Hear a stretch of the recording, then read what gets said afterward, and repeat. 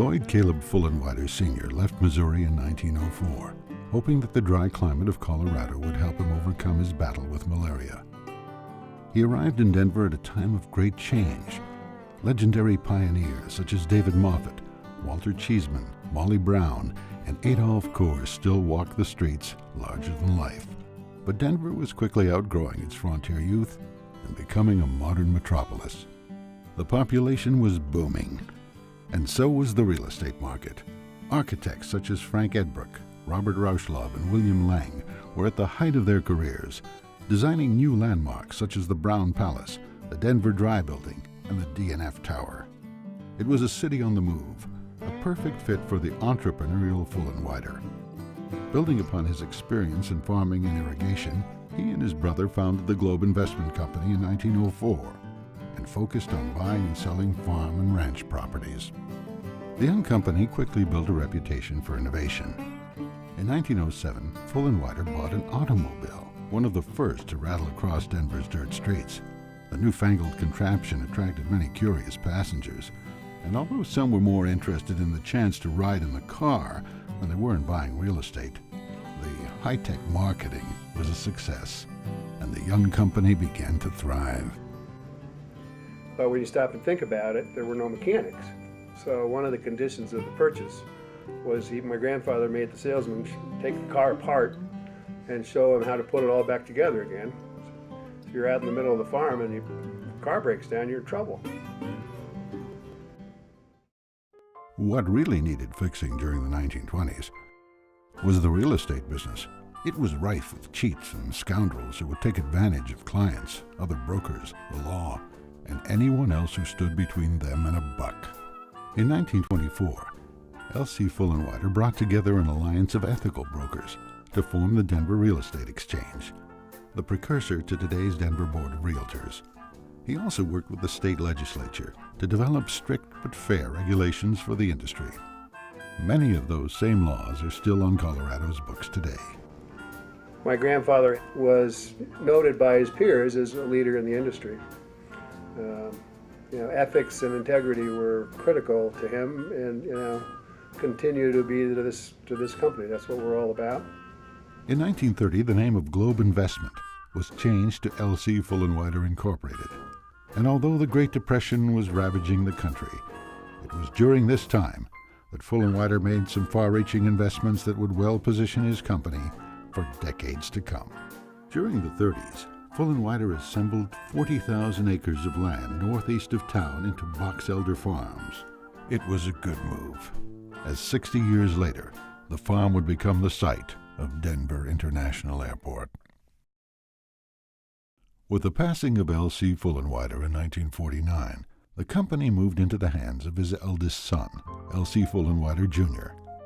Denver was riding a post-World War II boom, attracting dozens of new businesses and thousands of new residents.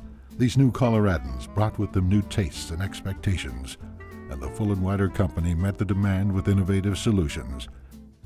Innovations that changed the face of the city. In its heyday, Fulenwider was one of the most prominent commercial and residential brokerage companies in the city. I'm Mary Olson, and I have been with L.C. Fulenwider Incorporated since, I believe I started here in 1961, the summer of 1961. We had a great group of salespeople. They were all so very nice. There were times when it got extremely hectic. The company provided property insurance and property management, and thousands of Colorado families bought their home through a Fulenwider broker. But perhaps its most lasting achievements are in the projects Fulenwider developed. In 1959, the company changed the face of Colorado real estate when it unveiled Denver's first residential condominiums, Park Villa.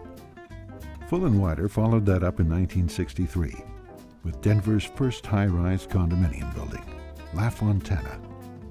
The company branched out, developing hotels, shopping centers, and Metro Denver's first business park, Mile High Industrial Center. Fulenwider's forays into unexplored territory often left the skeptics shaking their heads. When the company broke ground on Greenwood Acres, a residential development south of Hamden Avenue, Common wisdom held that no one would want to live so far from downtown. That development, known today as Greenwood Village, became a model for suburbs throughout the metro area. The Fulenwider Company also brought pioneering change to Colorado's ski areas and mountain resorts. In the early 1960s, it introduced the first resort condominiums at Aspen, Vail, and Breckenridge. And in the early 1970s, Fulenwider led the development of Copper Mountain Resort, whose design and amenities were widely imitated throughout the industry. And Junior continued upon his father's commitment to ethical business practices when in 1963 he led the effort to revamp the Colorado real estate license laws first written by his father nearly 30 years earlier.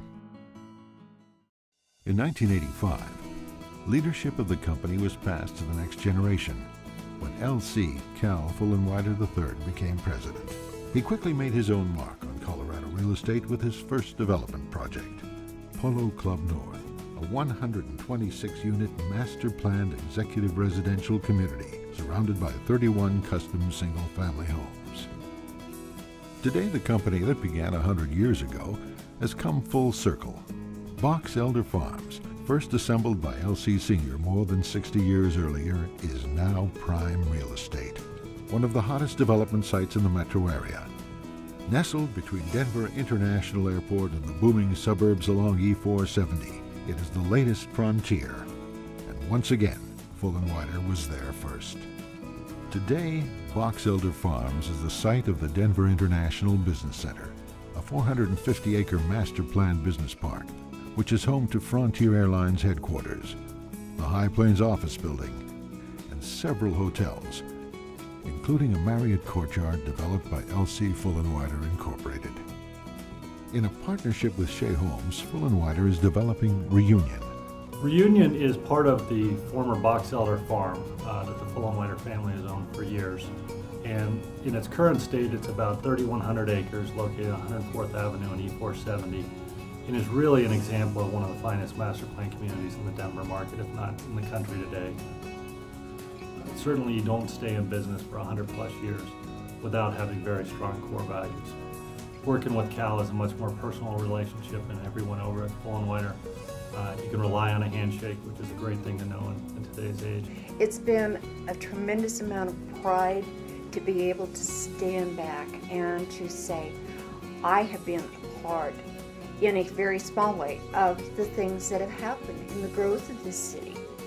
To sit there and say that we're in a building that they built, that Mr. Fulenwider built, and they have been so good to so many people that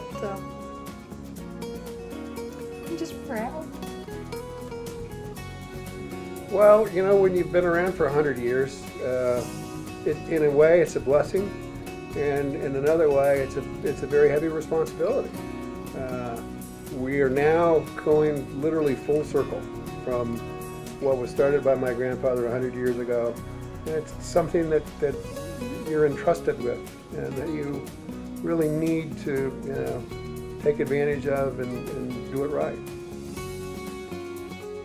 As Denver has grown, this innovative company has grown along with it, changing the face of the city and helping to make it one of America's most livable communities.